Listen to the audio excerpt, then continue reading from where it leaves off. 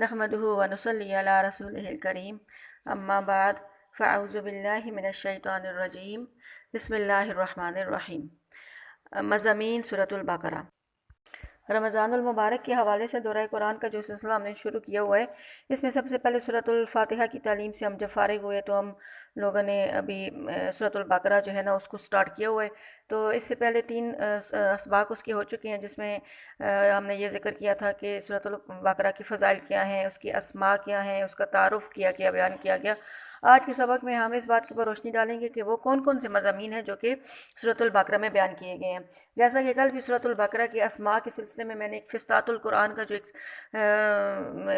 Point آپ کے سامنے بیان کیا تھا، تو اس میں یہ بتایا تھا کہ فسطاط کا معنی خیمہ ہوتا ہے، اور جس طرح خیمہ جو ہے اپنے نیچے بیٹھنے والے تمام لوگوں کے اوپر حاوی ہو جاتا ہے، ویسے یہ سورت بھی قرآن مجید کے تمام مضامین کے اوپر حاوی ہے۔ اور اس میں یہ بتایا گیا تھا کہ پورے قرآن مجید میں جتنے بھی مضامین آئے ہیں وہ کسی نہ کسی شکل میں اجمالاً یا تفصیلاً جو ہے نا وہ سورۃ البقرہ میں موجود ہے۔ تو آج ہم اس بات کو ڈسکس کریں گے کہ وہ کون سے مضامین ہیں جو پورے قرآن مجید میں بیان ہوئے ہیں، کیونکہ جب انسان قرآن پڑھتا ہے،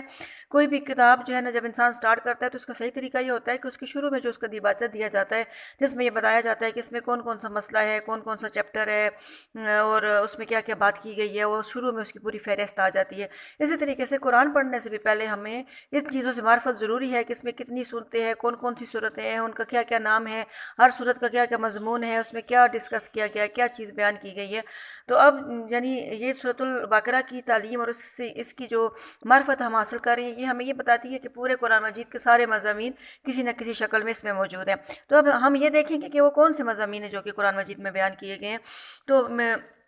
بنیادی طور پہ وہ تمام مضامین جو کہ قرآن مجید میں بیان کیے گئے ہیں ان کی 3 قسمیں ہیں، جس میں ایک قسم یہ ہے بنیادی عقائد، دوسری قسم ہے مرکزی اعمال، اور تیسری قسم ہے انتظامی امور۔ یعنی سب سے پہلے تو یہ ہے کہ اس صورت میں عقیدے کے اوپر بات کی جاتی ہے، کیونکہ جب تک انسان کا عقیدہ درست نہیں ہوتا اس وقت تک اعمال بھی وہ نہیں کر سکتا، اور اعمال کرنے کی طرف شوق اور رغبت بھی جو ہے نا اس کے دل میں پیدا نہیں ہوتا۔ دوسرے نمبر پہ پھر اعمال ہوتے ہیں، جب انسان کا عقیدہ درست ہو جاتا ہے، اسے پتہ چل جاتا ہے کہ میری یہ دنیا کی زندگی عارضی ہے، اس کے بعد یہ ختم ہو جائے گی، پھر مجھے اللہ تعالیٰ کے سامنے حاضر ہونا پڑے گا، اپنے تمام اعمال کا حساب کتاب دینا پڑے گا، تو لہٰذا پھر وہ اپنے اعمال کی درستگی کی فکر کرتا ہے۔ تو دوسرے نمبر پہ اس میں قرآن مجید میں جو مضامین بیان کیے گئے ہیں وہ اعمال کے بارے میں ہیں۔ تیسرے نمبر پہ جو مضامین بیان کیے گئے ہیں وہ انتظامی امور ہیں، یعنی آپ نے کس طریقے سے انتظام کرنا ہے، آپ نے ایک گھر کو چلانے کے لیے کیا کیا کام کرنے ہیں، آپ نے ایک معاشرے کو چلانے کے لیے کیا کیا کام کرنے ہیں، آپ نے دنیا کو چلانے کے لیے کیا کیا کام کرنے ہیں، اور پھر اس کے بعد آپ نے پوری دنیا کا یعنی دنیا سے پھر آخرت تک کے لیے تیاری آپ نے کس طرح کرنی ہے۔ تو یہ ساری چیزیں جو ہے نا قرآن مجید میں بیان کی گئی ہیں، اور ان میں سے کس شکل میں اس کو سورۃ البقرہ میں بیان کیا گیا تو وہ یہ ہے کہ سب سے پہلے بنیادی عقائد میں سورۃ البقرہ میں توحید کا ذکر آتا ہے، سورۃ البقرہ میں رسالت کا ذکر آتا ہے، سورۃ البقرہ میں قیامت کا ذکر آتا ہے، اور سورۃ البقرہ میں کتب سماویہ کا ذکر آتا ہے۔ یعنی بنیادی عقائد یہی ہوتے ہیں، توحید کے اوپر ایمان ہو انسان کا۔ توحید کا مطلب یہ ہے کہ اللہ ایک ہے، وہی عبادت کے لائق ہے، اس کے سوا کوئی معبود نہیں ہے، اور وہی انسان کا خالق اور مالک ہے، اور وہی اس لائق ہے کہ انسان اس سے دعا مانگے، اس کے سامنے سر جھکائے اور اس کی عبادت کرے۔ اور رسالت سے مراد یہ ہے کہ اللہ تعالیٰ کے رسول ہیں، وہ برحق ہیں، وہ بندے ہوتے ہیں، انسان ہوتے ہیں، اور اللہ تعالیٰ ان کو اپنے پیغامات لوگوں تک پہنچانے کے لیے چن لیتا ہے، اور ان کے اوپر اپنی وحی نازل کرتا ہے، اور وہ جو بھی بات کرتے ہیں اللہ تعالیٰ کی طرف سے نازل کردہ وحی کی روشنی میں کرتے ہیں۔ تیسرے نمبر پہ جو مضمون ہے وہ قیامت کا مطلب یہ ہے کہ یہ دنیا کی زندگی عارضی ہے، یہ ہمیشہ رہنے والی نہیں ہے، بلکہ ایک ایسا وقت آئے گا کہ یہ دنیا کی زندگی ختم ہو جائے گی، اور پھر قیامت برپا ہوگی، اور اس میں تمام لوگوں کو جمع کیا جائے گا، حاضر کیا جائے گا، اور جنہوں نے اس دنیا میں اچھے کام کیے ہوں گے ان کو اچھا بدلہ دیا جائے گا، اور جنہوں نے غلط کام کیے ہوں گے تو ان کی وہاں پہ ان کو سزا دی جائے گی۔ اور چوتھے نمبر پہ کتب سماویہ کا مسئلہ۔ کتب سماویہ کا مطلب یہ ہے کہ قرآن مجید میں مختلف جگہوں پہ یہ بات آئی ہے کہ جس طرح قرآن مجید اللہ تعالیٰ کی طرف سے نازل کردہ کتاب ہے، اسی طریقے سے اللہ تعالیٰ نے اور کتابیں بھی نازل کی۔ کہیں پہ تو ان کتب کا ذکر آتا ہے، جیسے کہ قرآن مجید کے علاوہ 3 مشہور کتب ہیں جن کا ذکر قرآن مجید سے پتہ چلتا ہے، جیسے تورات ہے، انجیل ہے، اور زبور ہے۔ اس کے علاوہ جو ہے کچھ صحیفوں کا بھی پتہ چلتا ہے، جیسے سورہ اعلیٰ میں اللہ تعالیٰ فرماتے ہیں کہ ان ھذا لفی الصحف الاولیٰ صحف ابراہیم و موسیٰ، کہ یہ بات جو ہے پہلے صحیفوں میں بھی موجود تھی، اور جیسے کہ ابراہیم علیہ السلام اور موسیٰ علیہ السلام کے صحیفے۔ تو اس سے پتہ چلتا ہے کہ یہ جس طرح قرآن مجید اللہ تعالیٰ کی طرف سے نازل کردہ کتاب ہے اور برحق ہے، اسی طریقے سے باقی کتب سماویہ جتنی بھی ہیں وہ بھی اللہ کی طرف سے نازل کی گئی تھیں، اور وہ بھی برحق تھی، اور اپنے زمانے کے لوگوں کی ہدایت کے لیے کافی تھیں۔ لیکن اب جو کہ ہر ایک کتاب کے آنے کے بعد دوسری کتاب، پہلی والی جو کتاب ہوتی ہے اس کے احکامات منسوخ ہو جاتے ہیں، اور جب قرآن آ گیا تو اس سے پہلے دنیا میں جتنی بھی کتابیں تھیں، آسمانی کتابیں تھیں، ان سب کے احکامات منسوخ ہو گئے۔ اب ہمارے لیے صرف قرآن کے احکامات کے اوپر عمل کرنا ہی لازمی ہے، اور قرآن کے احکامات کے علاوہ جو ہے وہ ہم کسی بھی کتاب اس کتاب کے اوپر یہ تو ہم یقین رکھ سکتے ہیں کہ وہ اللہ کی طرف سے اتاری کی کتاب تھی، اپنے زمانے کے لیے سچ اور برحق تھی، لیکن اب ہم نے عمل جو ہے نا وہ صرف اور صرف قرآن کی تعلیمات کے اوپر کرنا ہے۔ دوسرے نمبر پہ جو مضامین اس میں بیان کیے گئے ہیں وہ مرکزی اعمال ہیں۔ مرکزی اعمال سے مطلب ہے کہ کون کون سے ایسے اہم قسم کے اعمال ہیں جو اللہ تعالیٰ نے ہمارے اوپر فرض کیے ہیں، جن کے اوپر عمل کرنا، جن کے اوپر ایمان لانا وہ ہمارے لیے ضروری ہے۔ تو اس میں نماز ہے، روزہ ہے، تیسرے نمبر پہ زکوٰۃ ہے، چوتھے نمبر پہ حج ہے، اور پانچویں نمبر پہ جو ہے نا جہاد فی سبیل اللہ یعنی اللہ کی راہ میں جہاد کرنا، اور چھٹے نمبر پہ اللہ کی راہ میں مال خرچ کرنا۔ تو یہ سارے مضامین قرآن مجید میں کسی نہ کسی شکل میں ضرور موجود ہیں۔ ان کا کنسیپٹ، ان کا تصور، ان کی فضیلت، ان کا یعنی کرنے کا طریقہ تو کسی نہ کسی شکل میں پورے قرآن میں کہیں نہ کہیں ضرور مل جاتا ہے، لیکن یہ بہت زیادہ ڈیٹیل اور تفصیل کے ساتھ سورۃ البقرہ میں ان سارے اعمال کے اوپر بحث کی گئی ہے۔ اور تیسرے نمبر پہ جو مضامین ہیں وہ انتظامی امور۔ انتظامی امور سے یہی مراد ہے کہ گھر کس طرح چلانا ہے، نکاح کیسے کرنا ہے، طلاق کیسے دینی ہے، اس ضمن میں جتنے باقی احکامات یعنی پیدا ہو جاتے ہیں، جو باقی حالات کو فیس کرنا پڑتا ہے، تو ان کا شریعت کی روشنی میں کیا سلوشن ہے اور کیا حال ہے، کس طریقے سے ان کو سالو کرنا ہے۔ تو اس ضمن میں جو ہے سب سے پہلے انتظامی امور میں جو چیز آتی ہے وہ ہے نکاح، کیونکہ نکاح کے ذریعے ایک خاندان جو ہے نا وہ مرز وجود میں آتا ہے، اسی سے پھر ایک فیملی بنتی ہے، اسی سے بچے پیدا ہوتے ہیں، پھر پوری سوسائٹی اسی سے وجود میں آتی ہے۔ تو اس پوری سوسائٹی کے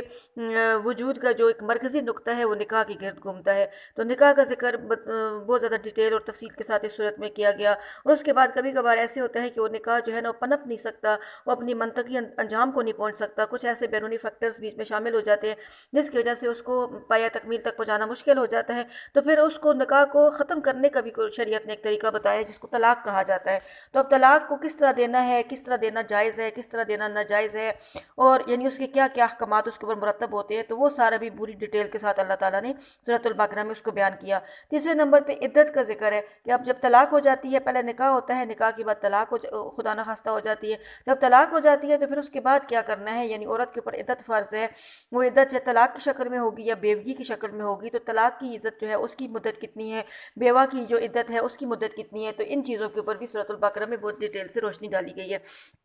چوتھے نمبر پہ رضاعت کا مطلب ہوتا ہے دودھ پلانا۔ تو ویسے تو ہر ماں جو ہے نا جو بھی شوہر کی نکاح میں ہوتی ہے اور اس کا بچہ ہوتا ہے تو اس کے اوپر لازم ہے کہ وہ اپنے بچے کو دودھ پلائے، جب تک کہ کوئی اس کو شرعی عذر نہ ہو یا کوئی بیماری نہ ہو یا اور کوئی مسئلہ نہ ہو تو اس نے اپنے بچے کو دودھ پلانا ہے۔ لیکن اگر اس کو طلاق ہو جاتی ہے تو پھر بچہ جو ہے نا وہ کس کے پاس جائے گا، اس کو دودھ کون پلائے گا، اور اگر اس کی وہ متعلقہ ماں جو ہے اگر اس کو دودھ پلائے گی تو اس کے لیے کیا کیا شریعت نے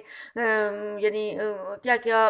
ہدایات دی ہیں، تو وہ ساری چیز بھی اس صورت میں ڈیٹیل سے بیان ہوئی ہے۔ اس کے علاوہ پانچویں نمبر پہ اس میں قصاص کا مسئلہ بیان ہوا ہے۔ قصاص کا مطلب یہ ہے کہ اگر آپ سے جو ہے نا قتل خطا ہو جاتا ہے یا قتل عمد بھی ہو جاتا ہے تو آپ نے پھر شریعت کیا بتاتی ہے کہ آپ نے اس قتل کی روشنی میں جو قاتل ہوگا تو کیا اس کو یوں ہی دندناتے چھوڑ دینا ہے، یا اس کے اوپر بھی شریعت جو ہے نا کچھ جرمانہ ڈالتی ہے، کچھ اس کے اوپر بھی جو کچھ اس کے ساتھ اس کو سزا دی جاتی ہے، تو وہ قصاص کی بحث بھی اس صورت میں موجود ہے۔ چھٹے نمبر پہ ہے سود۔